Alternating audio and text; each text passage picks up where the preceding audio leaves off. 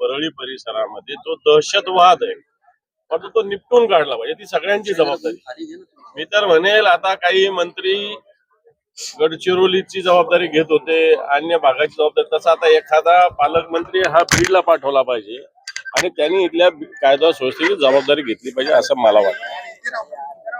तुम्ही काल विधानसभा परिषदेमध्ये वाल्मी कराड यांना अटक करण्याची मागणी केली होती, होईल असं वाटतं तुम्हाला?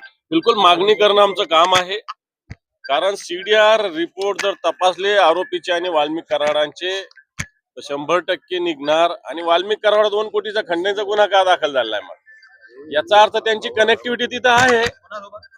त्या कंपनीनं दाखल केला गुन्हा 2 कोटी रुपये खंडणीचा वाल्मिक कराडावर.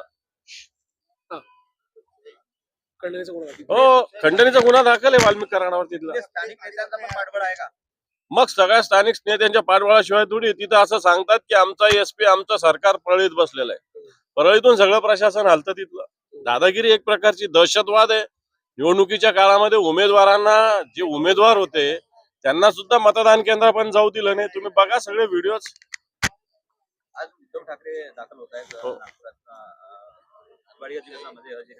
सायंकाळी काय प्रशिक्षण? आज उद्धवजी ठाकरे साहेब अधिवेशनात सहभागी होणार आहेत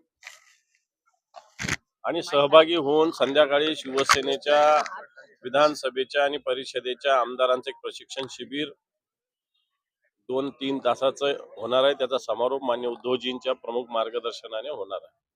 बीड प्रकरणी निष्पक्षपाती चौकशी होईल असं तुम्हाला वाटतंय का?